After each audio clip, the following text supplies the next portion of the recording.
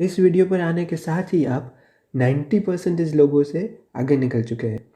I remember ये chapter boring रहता था और आपको भी बोरिंग लगता होगा, तो आइए इसे इजी और इंटरेस्टिंग बनाते हैं।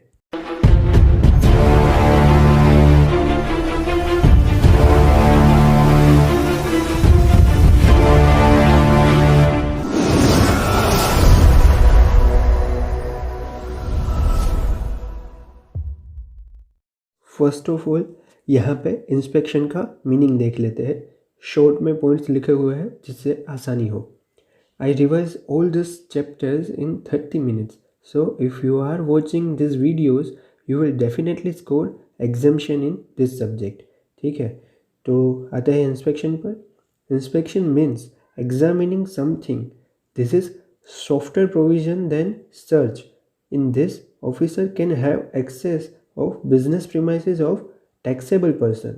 Also access of business premises of person who is engaged in transportation of goods, and also the access of godown and warehouse of owner or operator. Inspection में इतना हो सकता है। अब बात आती है सर्च की। अभी हम सिर्फ डिफरेंस देख रहे हैं इंस्पेक्शन, सर्च एंड सीजर का। सर्च तब कंडक्ट होती है जब कुछ फाइंड करना हो। इसमें पर्सन या ऑब्जेक्ट को एग्जामिन किया जाता है। इसे तब कंडक्ट किया जाता है जब कुछ छुपा हुआ, कंसील्ड है और उसे बाहर लाना है। और अब सीजर की बात करें तो ये स्पेसिफिकली नहीं डिफाइन किया है जीएसटी लॉ में, बट जनरल मीनिंग ये होता है कि टेकिंग अवे समथिंग और someone by force through legal processes. ठीक है, कोई वस्तु या व्यक्ति को उठा के लेके जाना, वो भी लॉफुली। अब हम डिटेंशन सीजर का डिफरेंस देख लेते हैं। डिटेंशन में पोजेशन ओनर के पास रहता है और सीजर में पोजेशन डिपार्टमेंट के पास रहेगा, लेकिन दोनों में ओनरशिप तो ओरिजिनल ओनर के पास ही रहेगी। ये जो इंस्पेक्शन कर रहा है ये कुछ ढूंढ रहा है मैग्नीफाइंग ग्लासेस से कि कुछ मिल जाए। अब ये सर्च कर रहा है डॉगी के साथ, तो वो कुछ स्पेसिफिक ढूंढ रहा है जिसका उसको डाउट है। और सीजर में पूरे घर को सील करके चले जाएंगे, तो इमेजेस से याद रखने में आसानी होगी। अब कुछ एक प्रोसेस आपको बतानी है, वो देख लेते हैं जो हमें हेल्प करेगी। पहले सर्च या तो इन्वेस्टिगेशन होगा, फिर उसके बेसिस पे सीजर या डिटेंशन होगा। अब जो सीज किया है गुड्स वो लायबल फॉर कॉन्फिस्केशन बोला जाएगा। अगर पर्सन ने टैक्स इंटरेस्ट पेनल्टी पे कर दिया विद इन 40 डेज तो केस वहीं पे ख़त्म हो जाएगा। और अगर पे नहीं किया टैक्स इंटरेस्ट पेनल्टी तो कॉन्फिस्केशन हो जाएगा गुड्स का। मतलब गुड्स या प्रॉपर्टी का possession as well as ownership दोनों ही गवर्नमेंट के पास चली जाएगी। अब कॉन्फिस्केशन के बाद आपको एक मौका दिया जाएगा कि आप fine in lieu of confiscation पे कर दीजिए, तो ये केस को वहीं पर रोक देंगे। ये जो fine in lieu of confiscation रहेगा वो पे करना होगा in addition to tax, interest and penalty. अब अगर 3 महीने में पेमेंट हो जाता है तो वो केस क्लोज कर देंगे, और अगर पे नहीं किया तो गुड्स या तो कन्वेयंस को डिस्पोज कर देंगे। ठीक है, समझ आया ना। आते हैं सेक्शन 67 और 68 पर। किन किन सर्कमस्टांसिस में इंस्पेक्शन हो सकता है? जब पर्सन को रीज़न टू बिलीव हो। अब रीज़न टू बिलीव मतलब क्या? रीज़न टू बिलीव मीन्स आपको कुछ ऐसा पता है जो फैक्ट्स अगर किसी रीजनेबल इंसान को पता होते तो वो भी आपने जो कंक्लूड किया है वही कंक्लूड करता। ठीक है, जैसी ऑथोराइजेशन दे देगा if person has reason to believe that taxable person ने कुछ किया है। क्या किया है? ट्रांजैक्शन को सप्रेस किया है, स्टॉक को सप्रेस किया है, या आईटीसी एक्सेस क्लेम कर लिया है। अब ट्रांजैक्शन को सप्रेस किया है, स्टॉक को सप्रेस किया या तो आईटीसी क्लेम कर दिया, इन तीनों बातों पर रीज़न टू बिलीव है तो इंस्पेक्शन करवा सकते हैं। अब बी और सी को साथ में देखेंगे।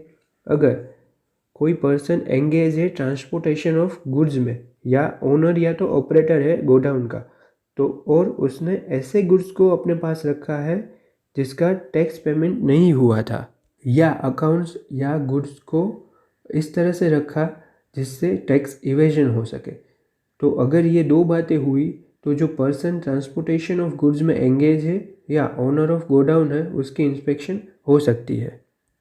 हमने पहले देखा फर्स्ट पेज पर, ये रहा, इन 3 लोगों की बिजनेस प्रीमाइसेस का एक्सेस होता है। ठीक है, शायद आपको ये बोरिंग लग रहा होगा लेक्चर, लेकिन मैं कॉमेडी या लाइट मोमेंट या फन क्रिएट नहीं करना चाहता, बिकॉज मैं ये मानता हूँ कि आप लास्ट डे पर देख रहे हो ये वीडियो और आपका टाइम वेस्ट नहीं होना चाहिए। तो इंस्पेक्शन यहाँ पे ख़त्म होता है। अब सर्च पर आते हैं। सर्च कौन करवा सकता है? ऑफिसर हैविंग रैंक अबव जेसी। पावर्स क्या रहेंगे? सीज कर सकते हैं डॉक्यूमेंट्स या तो गुड्स को। अगर प्रैक्टिकेबल नहीं है सीजर तो डिटेंशन कर देंगे। डोर को ब्रेक कर सकते हैं, अलमारी को तोड़ सकते हैं, प्रीमाइसिस रहेगा उसे सील भी कर सकते हैं। अब जो भी सीजर हुआ है उसको रिटेन तब तक ही किया जा सकता है जब तक एग्जामिनेशन के लिए वो ज़रूरी रहेगा। अगर ज़रूरी नहीं रह गया तो within 30 days of issuance of show cause notice उसको रिलीज़ करना पड़ेगा।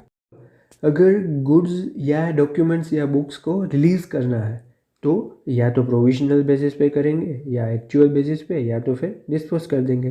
अब अगर पर्सन बॉन्ड एग्जीक्यूट करता है और पेमेंट ऑफ टैक्स या पेनल्टी करता है तो प्रोविजनली उसका गुड्स या बुक्स रिलीज़ कर दिया जाएगा। सीजर हो गया उसके within 6 month plus extended 6 month में SCN इश्यू करना होगा। अगर SCN इश्यू नहीं हुआ है तो on completion of 6 month goods को रिटर्न करना पड़ेगा। ठीक है, अब डिस्पोज कब करेंगे? पेरिशेबल या तो डेप्रिशिएबल गुड्स होगा या स्पेस की कमी रहेगी और एनी अदर रिलेवेंट कंसिडरेशन होगा तो गुड्स को डिस्पोज कर देंगे। ऑफिसर को ये डिस्पोजल प्रिस्क्राइब मैनर में करना होगा और लिस्ट बनाना होगा ऑफ सच गुड्स। अब सर्च के दौरान क्या क्या प्रोसीजर रहेगी ये हम देख लेते हैं। सर्च वारंट होना चाहिए, एक लेडी ऑफिसर को साथ रखना होगा। यह पूरा रेड करने जाते हैं तब आपने मूवी में देखा होगा वैसा ही है। 2 इंडिपेंडेंट विटनेस रखने हो गए, पंचनामा करना होगा और उसकी एक कॉपी ओनर ऑफ प्रीमाइस को देनी पड़ेगी। अब गुड्स सीज कब करेंगे? जब सप्लाई या रिसिप्ट ऑफ गुड्स किया है और वो कॉन्ट्रावेंशन ऑफ लॉ होगा। Goods liable for tax but not accounted in books. Supply of taxable goods किया विदाउट अप्लाइंग फॉर रजिस्ट्रेशन और कॉन्ट्रावेंशन ऑफ एक्ट या rule with intent to evade tax तो seize हो जाएगा गुड्स। अब limit से ज़्यादा वैल्यू का गुड्स कैरी कर रहे हैं तो इंस्पेक्शन ऑफ गुड्स होगा, भले ही वो कन्वेयंस में हो। अब इंस्पेक्शन हुआ तो पर्सन इन चार्ज को प्रिस्क्राइब डॉक्यूमेंट्स देने पड़ेंगे, फॉर एग्जांपल ई-वे बिल। और ये जो इंस्पेक्शन होगा उसमें जॉइंट कमिश्नर की परमिशन की ज़रूरत नहीं है। आपने देखा होगा पहले नॉर्मल इंस्पेक्शन में जैसे कि अप्रूवल की ज़रूरत रहती थी और रीज़न टू बिलीव होना चाहिए और वो सब। ठीक है, इसमें कोई ज़रूरत नहीं रहेगी। अब चलते हैं अरेस्ट पर। पर्सन को लॉफुल कस्टडी में लेने को अरेस्ट बोलेंगे। अगर कमिश्नर के पास रीज़न टू बिलीव रहेगा और इवेजन मोर देन 2 करोड़ होगा तो वो ऑफिसर को ऑथोराइज करेंगे फॉर अरेस्ट। अब अगर टैक्स इवेजन या ITC रोंगली क्लेम या तो रिफंड रोंगली टेकन ये 5 करोड़ से ज़्यादा है, अगर हाँ तो इसको नॉन बेलेबल ऑफेंस कहा जाएगा और अगर 5 करोड़ से कम है तो इसे बेलेबल ऑफेंस कहा जाएगा। In case of bailable offence deputy commissioner या असिस्टेंट कमिश्नर बेल पर रिलीज कर सकता है।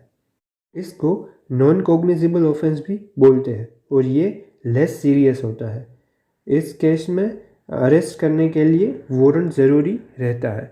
अगर इन्वेस्टिगेशन करना हो तो कोर्ट की परमिशन भी लगती है।